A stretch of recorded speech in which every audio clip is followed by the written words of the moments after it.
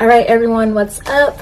This is Anime Reviewer Girl, and this video is going to be a little different. Now, as many of you guys know, I mostly make videos about anime reviews and anime discussions, but for this video, I actually decided to talk about my results I got from 23andMe. So for you guys who don't know what 23andMe is 23andMe is pretty much a DNA service where you send in basically a tube of your spit, and they basically try and see.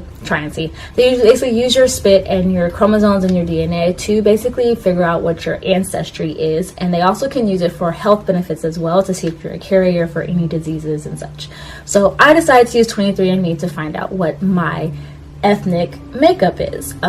Obviously I am African American, that's what I identify as, but being African American, you don't really have a home basically a home country to kind of say is your own, because a lot of African Americans' blood is very diluted due to slavery and things like slavery and the like. So I decided to try out 23andMe to find out what my ethnic makeup is, and I finally got my results back. It took about a month. Usually they quote 6 to 8 weeks. Surprisingly, it took about a month for me to get my results, and they emailed me to let me know that I got my results in. So I wanted to share these results with everyone else and with you guys, so that so I'll be honest, I was kind of surprised about my results, and I'm still trying to wrap my head around what I mostly got, and it's just really interesting. So let's get to these results. So basically I have my iPad here, and this is where it says what my results are, and as you can see at the top there is a map here. It's probably going to show up backwards on here, but on the map I'm basically all over the place. And let's start. So I'm 75.2% sub-Saharan African, and that's no surprise. Obviously, it says I'm 67.7% West African, and that is pretty much from expanding from Senegal to Nigeria to Ghana. I'm 4% Central and South African, and that's like Angola, that is South Africa, Botswana, Zimbabwe. It's basically where the hunter and gatherer populations are in that region. And then I am 3% broadly sub-Saharan African, and that's pretty much covering most of the African continent, everything from like Somalia, Ethiopia on down. And then this was a little surprising for me. I knew I would have European in my blood, but I didn't know how much European, and I am 21.8% European. That is almost a quarter. I am 16.6% Northwestern European, with 7.1% of that being British and Irish. So I'm British and Irish apparently. I'm also 0.2% Scandinavian, and that's actually pretty cool because I have a friend that is from Norway, and so we might be like cousins way down the line. And then I'm 9.3% broadly Northwestern European, and when they talk about broadly, it just means that you're kind of everywhere and there's no exact region that they can pinpoint where your genetic DNA comes from. So that's from, it says Northwestern Europeans are represented by people from as far west as Ireland, as far north as Norway, as far east as Finland, and as far south as France. Yeah, I'm also 1.8% Southern European, with about 0.1% of that being Iberian. I am rounding some numbers up just a little bit, so I'm 0.1% Iberian, and that's like the peninsula of Iberia is represented by the people of Spain and Portugal. I'm also 1.8% broadly Southern European. Once again, they can't really pinpoint a particular region, but it's everything including Iberian, Italian, and Balkan peninsulas. So that's like Italy and stuff. That's kind of interesting.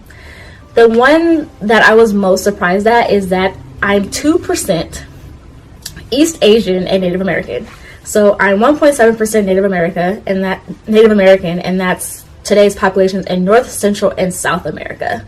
And then I'm 0.1% Southeast Asian, and that is south of China. Southeast Asia extends from Burma to Indonesia, so that's like Laos and Cambodia and the Philippines and things like that.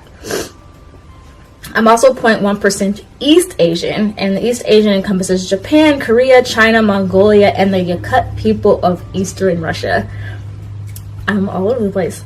And then I'm broadly East Asian and Native American, and that's 0.2%. It's crazy.